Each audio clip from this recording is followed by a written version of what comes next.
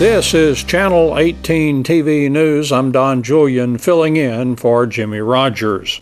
Refund checks totaling $195,000 have been mailed by the City of Sulphur Springs following the discovery of inaccurate building permit fees during a review of the budget. During a 4-year period, 618 permits out of 2,363, or 1 in 4, were overcharged. During the fall of 2012, the City of Sulphur Springs Department of Community Development upgraded its permit process by acquiring and implementing the IWORQ permitting system. The new system provided many positive changes, according to a news release from City Manager Mark Maxwell. He stated, "Unfortunately, its implementation was flawed, and problems occurred at the time that the Community Development Department was reorganized with a new department head and a new chief building official. As new staff transitioned and as the new program was implemented, some of the permit fees were incorrectly entered. Utilizing those incorrectly entered permit fee amounts, approximately 1 in 4 permits issued during the past 4 years contained overcharges. Since the discovery of the improperly entered fee amounts in October, the city has taken action to correct the errors going forward. Additionally, during the same period, the city has manually audited every permit issued since the implementation of the IWORQ software.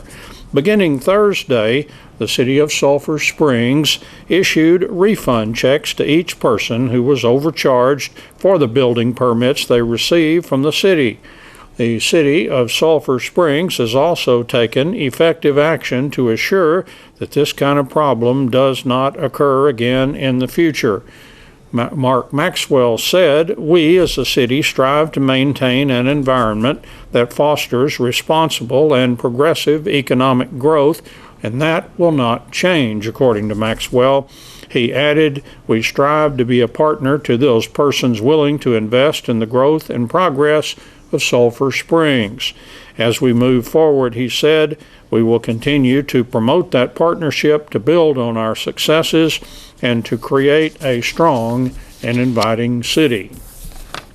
And in sports news for today, the Wildcats basketball team won their way into the top goal bracket at the Leroy Romines Memorial Basketball Tournament in Longview Thursday morning with a 69-51 victory over Henderson in pool play. The Wildcats won 2 out of 3 in pool play, also defeating Pleasant Grove 69-65 Wednesday night. The Wildcats trailed by 2 points in that one entering the fourth quarter, but rallied to win.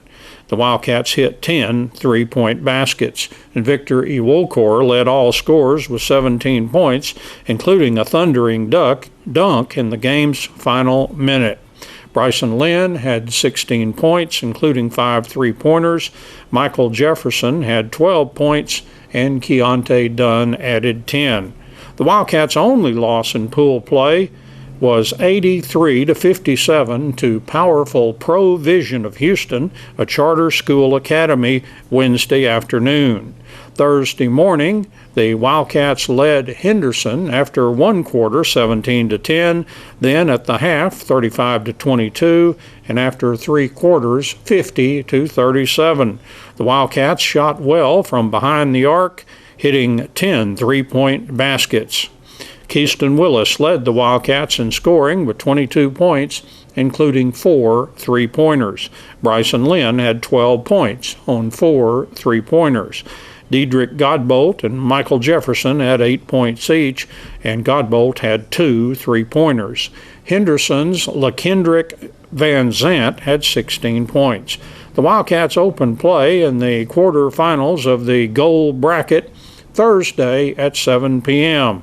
The tournament matchmakers did the Wildcats no favors in the bracket, which was redrawn from the original. The Wildcats now will face Sam Houston, the number 1 rated team in Class 6A according to some polls. Wildcats are now 16-3 for the season.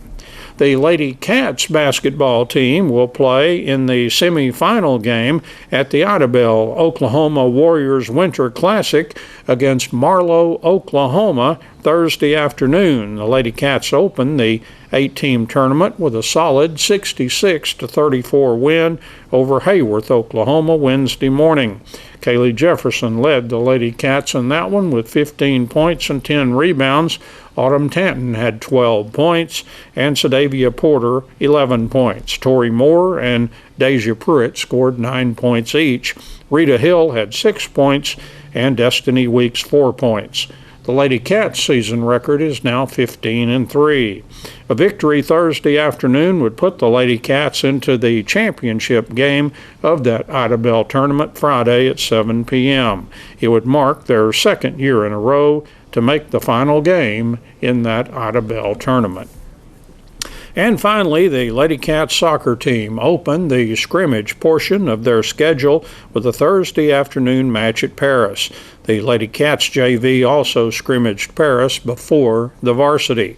The Lady Cats varsity returns almost their entire team from last season that won 19 games before losing in a regional quarterfinal contest to Mansfield Legacy.